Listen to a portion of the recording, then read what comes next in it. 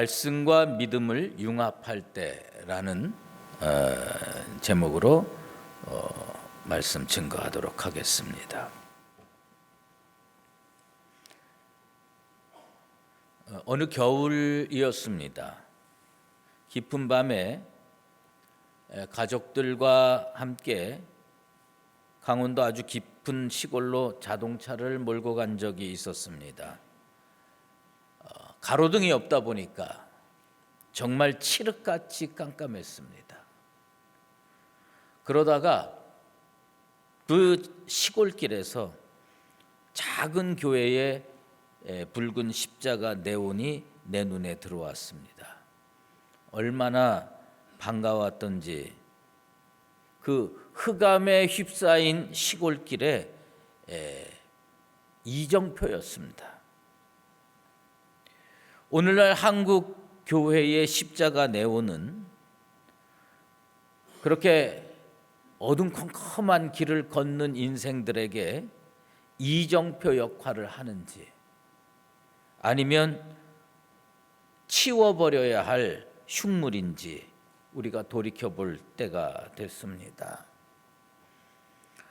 주전 63년에 헤롯 왕의 아버지 안티파토는 유대를 로마의 속국으로 만드는 협정에 사인을 했습니다. 하나님의 백성이 그동안도 아시리아와 바벨론의 속국으로 살고 있었는데 이제 또다시 남의 지배를 받는 굴욕의 세월을 보내게 됐습니다. 그 시대를 회복하고 싶었던 무리들이 있었습니다. 바로 바리새인들이었습니다. 그들은 진심으로 하나님을 사랑했습니다. 그리고 종교적 열정이 넘쳤습니다. 그들의 순수한 마음은 어떻게든 타락해가는 유대교를 회복하기 위해서 철저히 율법에 헌신하는 무리들이었습니다. 그들은 하나님의 말씀을 열심히 연구했습니다. 그래서 하나님 말씀에 달통한 무리들이었습니다. 그런데 그들의 그 뜨거운 사랑, 헌신, 열정, 여기에 문제가 있었습니다. 그 문제가 뭐냐? 방향이 문제였습니다. 뜨겁지 않았던 것이 아닙니다. 열심히 없었던 것이 아닙니다. 그들은 그릇된 방향으로 사랑했고 그릇된 방향으로 열심을 냈던 겁니다. 하나님이 원하는 방향으로 가지 않았고 자기들이 원하는 방향으로 갔습니다. 그래서 예수를 십자가에 못 박기에 이르렀습니다. 레리 오스본이라고 하는 사람이 당신의 열심이 위험한 이유라는 책을 썼습니다. 이 책 내용이 바로 이 바리새인과 같은 사람들에 대한 이야기입니다. 나름 하나님을 사랑합니다. 나름 교회를 사랑합니다. 나름 열심히 헌신합니다. 그런데 방향이 잘못된 사람들이 의외로 교회 안에 많다고 이야기하고 있습니다. 자신들의 기준에 못 미치면 가혹할 만큼 비판적이고 배타적입니다. 하나님의 교회가 되기 위해서는 이처럼 바리새인적인 열심, 어떤 특정한 이론에 획일화하려는 바리새인적인 욕구를 버려야 교회가 살 수가 있습니다. 오늘 우리는 스스로에게 이런 질문을 하기를 원합니다. 나의 열정은 방향이 제대로 잡혀 있는가? 나의 열정은 하나님이 원하는 방향과 일치되어 있는가? 오늘 우리가 읽은 이 히브리서의 말씀을 토대로 보면 오늘을 살아가는 그리스도인들에게 정말 중요한 원리, 약속과 안식과의 관계에 대해서 가르치고 있습니다. 많은 그리스도인들이요 착각하는 것이 하나 있어요. 그것이 뭐냐면 한 번 예수 믿기로 작정하면 도중에 어떤 잘못을 해도 천국에 그대로 꼴이 날 수 있다. 이거 완전 착각입니다. 하나님 말씀에 토대를 둔 게 아닙니다. 예수 믿기로 작정하고 내 믿음의 길을 바로 바른 방향으로 걷지 아니하면 아무리 믿기로 작정을 했어도 천국에서 점점 멀어질 수 있다는 겁니다. 히브리서 기자는 구원의 약속을 받고 타락한 자라고 정확하게 지적하고 있습니다. 히브리서 6장 4절에서 6절 말씀을 귀담아 들으시기를 바랍니다. 한 번 빚을 받고 하늘의 은사를 맛보고 성령에 참여한 바가 되고 하나님의 선한 말씀과 내세의 능력을 맛보고도 타락한 자들은 다시 새롭게 하여 회개하게 할 수 없나니 이는 그들이 하나님의 아들을 다시 십자가에 못 박아 드러내놓고 욕되게 함이라. 무슨 말씀입니까? 예수 믿기로 작정하고 믿음의 온전한 삶을 제대로 살지 않고 세상에 나가서 하나님의 이름을 욕되게 하는 자들은 쉽게 얘기해서 구원받기 어렵다는 말씀입니다. 출애굽한 1세대 이스라엘 백성들이 왜 약속의 땅 가나안에 들어가지 못하고 광야에서 전멸했는가? 하나님과 출애굽한 이스라엘 사람들 사이에는 분명한 약속이 있었습니다. 그런데 그들은 그 약속을 믿음으로 받아들이질 않았어요. 오히려 하나님의 약속의 말씀을 불신하며 불평하기를 일삼았습니다. 하나님의 말씀을 믿어야 약속의 땅에 들어가는 겁니다. 하나님의 약속의 말씀을 믿어야 젖과 꿀이 흐르는 가나안 땅에 들어갈 수 있습니다. 오늘 본문 말씀을 토대로 표현하면 하나님의 말씀을 믿어야 안식에 이를 수가 있습니다. 그런데 출애굽 1세대의 가장 큰 잘못은 뭐냐면 하나님의 약속의 말씀을 믿지 않았다는 겁니다. 그는 우리의 하나님이시요 우리는 그가 기르는 백성이며 그의 손이 돌보는 양이기 때문이라. 너희가 오늘 그의 음성을 듣거든 너희는 무리바에서와 같이 또 광야의 마사에서 지냈던 날과 같이 너희 마음을 완악하게 하지 말지어다. 그때에 너희 조상들이 내가 행한 일을 보고서도 나를 시험하고 조사하였도다. 내가 40년 동안 그 세대로 말미암아 근심하여 이르기를 그들은 마음이 미혹된 백성이라 내 길을 알지 못한다 하였도다. 그러므로 내가 노하여 맹세하기를 그들은 내 안식에 들어오지 못하리라 하였도다. 시편 95편 7절에서 11절 말씀입니다. 말씀을 들었어요. 약속의 말씀을 들었어요. 그런데 믿음으로 받아들이지 않았어요.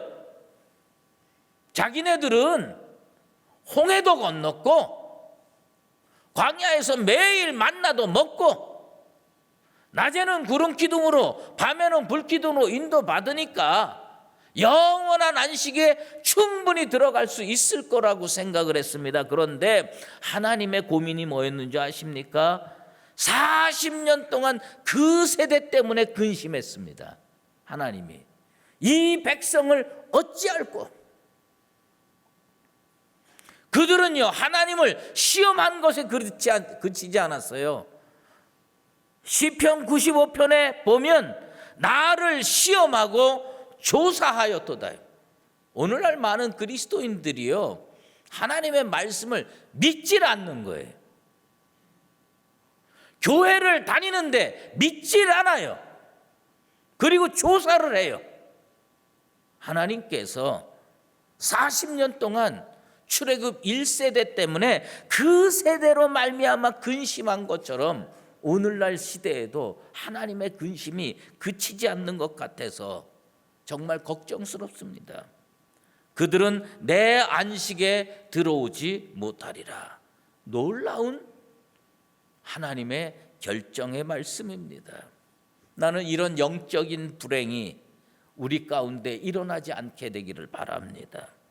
하나님의 약속의 말씀을 들으시고요, 그것을 믿음으로 받아들이시게 되길 바랍니다. 그리고 그 말씀을 붙들고 생활 속에서 순종하며 사는 진정한 의미의 그리스도인 되기를 소망합니다.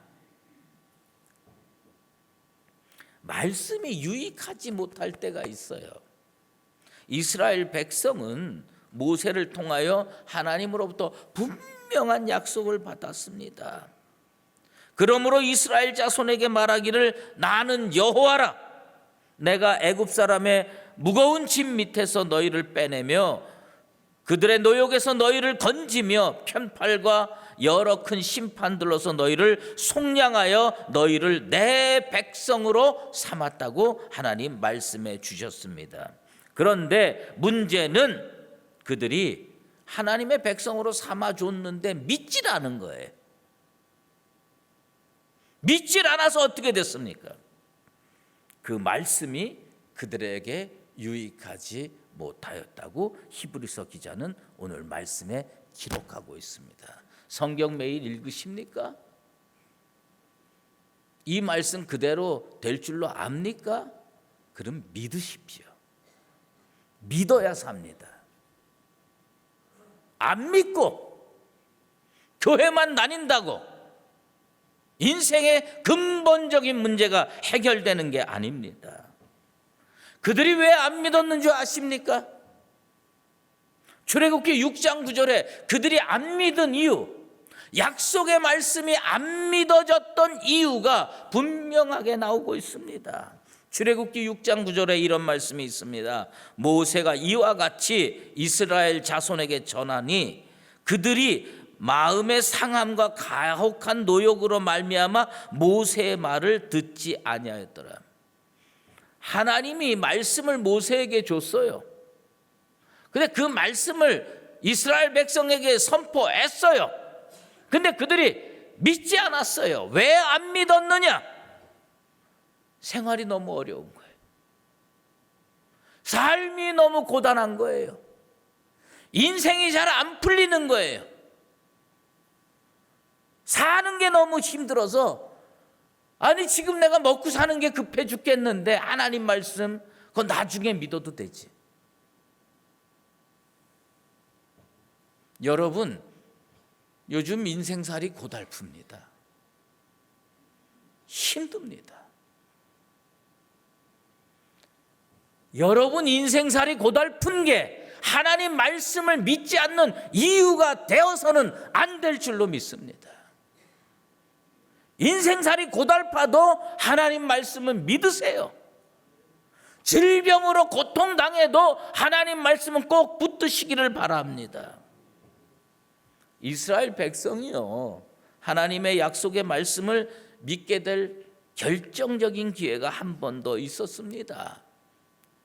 12명의 정탐꾼이 모세와 이스라엘 백성 앞에서 보고할 때였습니다. 이스라엘 백성은요, 그때도 안 믿었습니다.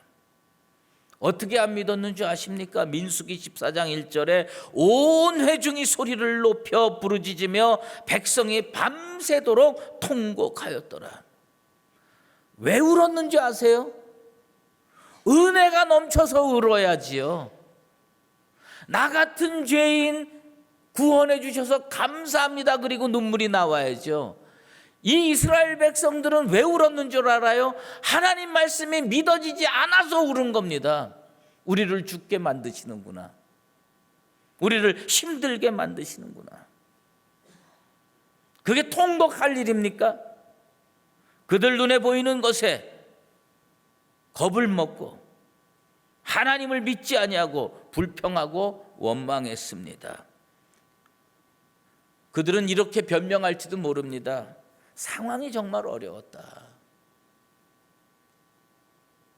상황이 그러니 어쩔 수 없는 거 아니냐.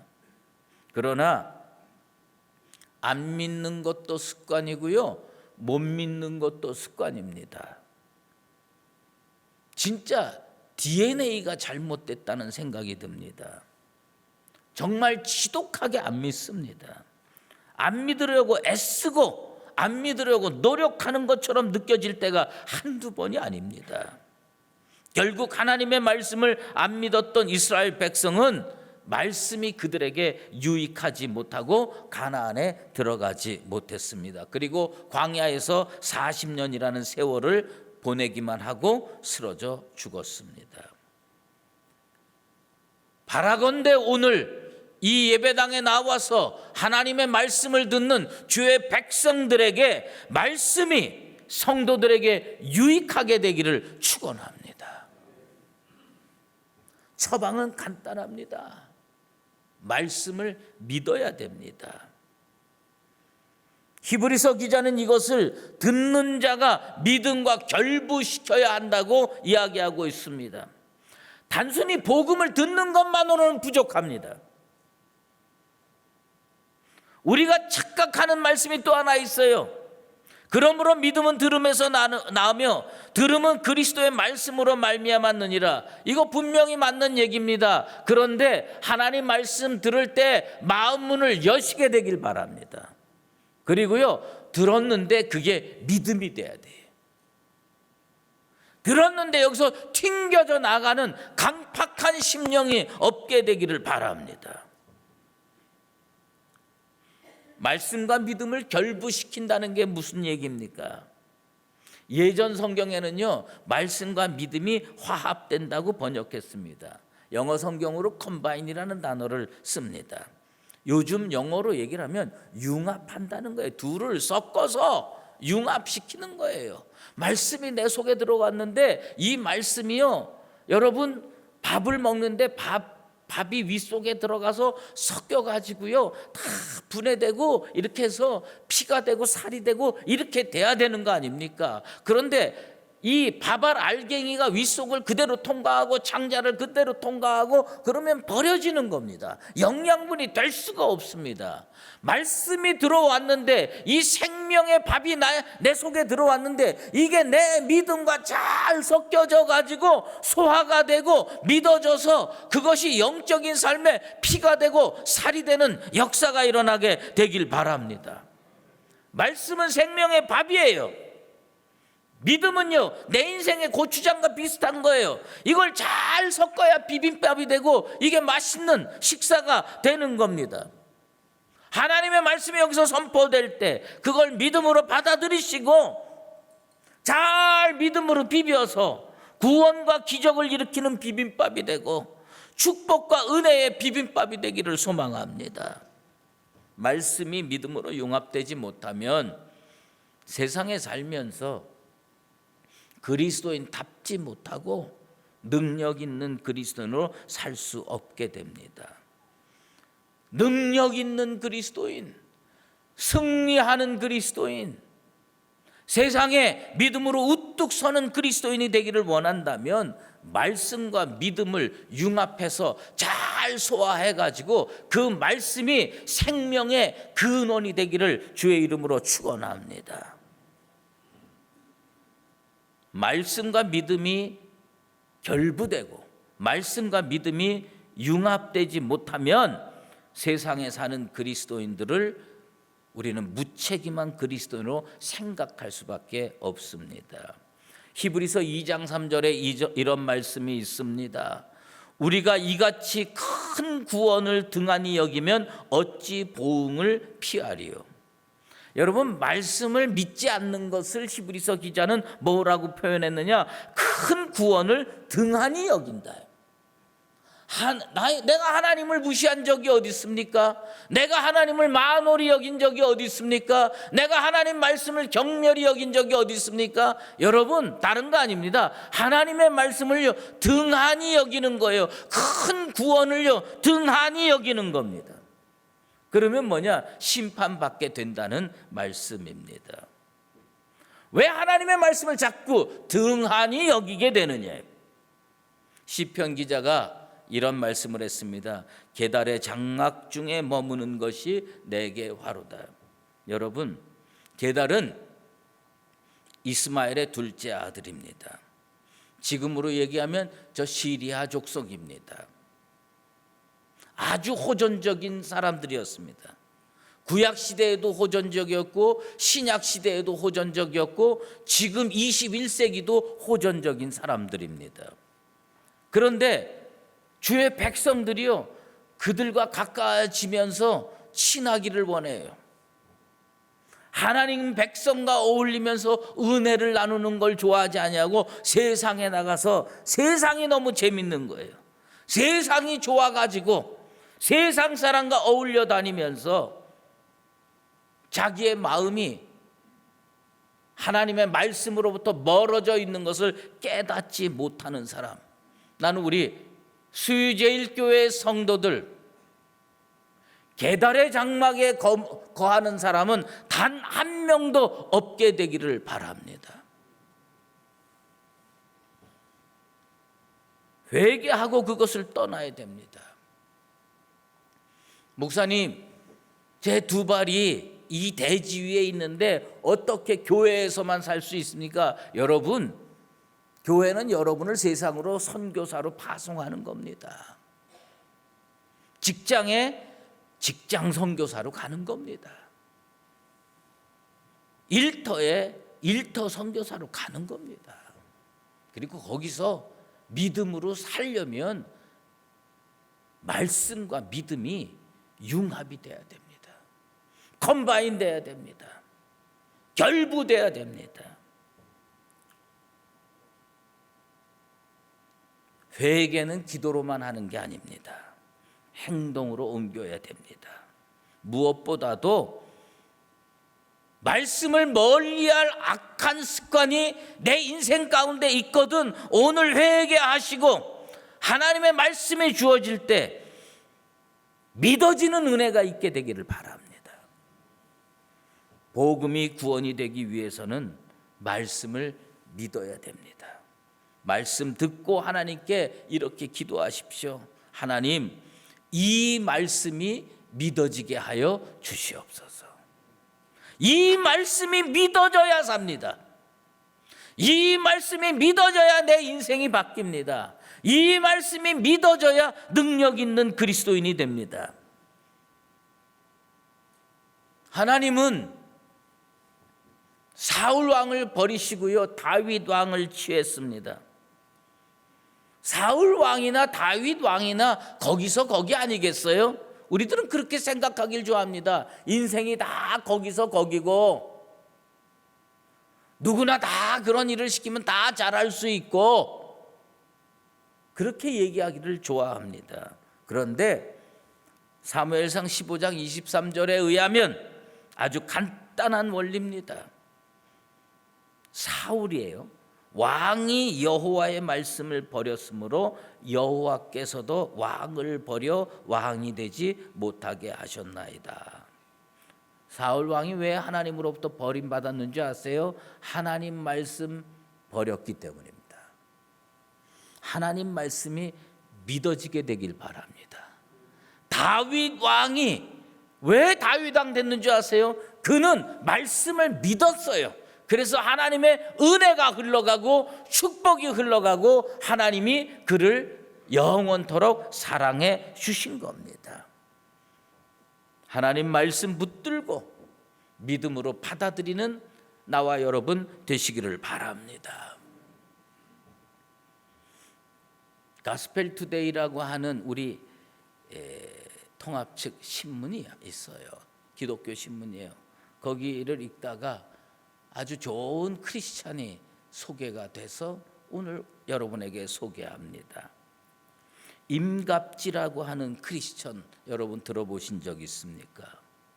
그는 2003년에 맥도날드 미아점에 취직했어요.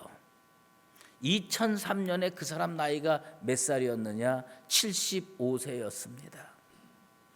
75세에 취직해가지고 17년 동안 그 맥도날드 패스트푸드점의 알바생으로 일했습니다. 은퇴하고 그 후에 알바생으로 취직해서 17년 동안 봉직한 겁니다. 그리고 지난주에 마침내 92세의 나이로 은퇴했는데 맥도날드 본사에서 그 사람 은퇴식을 해줬습니다. 92세의 나이까지 17년 동안 단 한 번의 지각, 단 한 번의 결석도 없었다고 합니다. 집이 어디였느냐면 양주였대요. 20km 넘는 거리를 대중교통으로 출퇴근하는데 17년 동안 단 한 번도 지각 결석을 하지 않았답니다. 그런데 그 사람의 특성이 뭐냐? 그 사람이 그리스도인인 걸 다 안다는 겁니다. 그리스도인인 걸 다 알고 그는 매장 청소를 열심히 했을 뿐만 아니라 매장 밖에 지하철 주변의 쓰레기도 자원해서 청소해 왔습니다. 17년 동안 그 아르바이트로 번 돈을 봉사단체에 회비도 내고요, 교회에 헌금도 내고 저축도 했다고 기록하고 있습니다. 저는 그 신문을 통해서 이 사람을 접했기 때문에 그 사람의 신앙 인격이나 삶의 자세에 대해서 정확하게 알지는 못합니다. 하지만 어렵고 힘든 노년을 보냈지만 그는 말씀과 믿음이 융합된 인생을 살아서 세상 사람들이 보기에도 저 정도의 그리스도인이라면 박수 쳐주고 은퇴식 해줘야 된다. 여러분, 아르바이트생을 은퇴식 해주는 직장 보셨어요? 아르바이트생을 은퇴식을 해주는 회사 보셨어요? 정식 직원도 그렇게 해주기 어렵습니다. 저는 이 기사를 읽으면서 그리스도인이 세상에 나가서 이렇게 살아야 되는구나. 이렇게 사는 게 뭐냐? 말씀과 믿음이 융합돼서 그것을 실생활에 실천하니까 아르바이트생으로 은퇴를 92세에도 은퇴식을 해주고 박수를 쳐주는구나. 톨스토이는 세상에서 가장 중요한 때는 지금이라고 얘기를 합니다. 지금 예수쟁이로 사는 게 중요합니다. 지금 하나님의 말씀을 믿음으로 받아들이는 것이 중요합니다. 우리의 믿음의 방향을 바로 세우게 되길 바랍니다. 하나님의 말씀을 믿음으로 결부시키고 믿음으로 융합하고 믿음으로 화합해서 하나님이 원하시는 방향으로 내 인생의 발걸음을 내디뎌서 하나님께서 이렇게 질문할 때 우리가 당당하게 대답할 수 있게 되길 바랍니다. 너는 이 어려운 오늘, 어려운 현실 속에서 믿음으로 잘 살고 있느냐? 믿음으로 잘 살고 있는가? 하나님께서 그렇게 질문할 때 예, 하나님, 부족하지만 믿음으로 열심히 잘 살고 있습니다. 대답하는 나와 여러분 되시기를 예수 그리스도의 이름으로 축원합니다. 기도하겠습니다. 하나님 아버지, 말씀과 믿음이 따로 노는 그런 어리석은 인생 되지 않게 도와주시옵소서.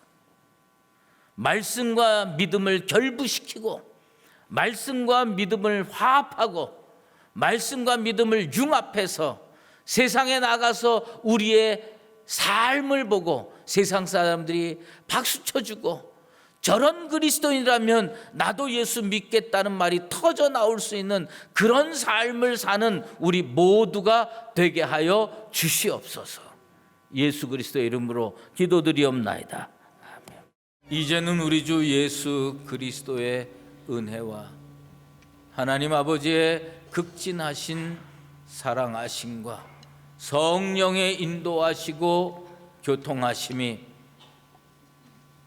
주의 말씀이 선포될 때 그 말씀을 믿음으로 결부시켜서 세상에 나가 능력 있는 그리스도인으로 살기로 작정하는 사랑하는 수의제일교회 모든 믿음의 권속들과 하나님의 교회 위에 이제로 영원히 함께 계시옵기를 간절히 축원하옵나이다. 아멘.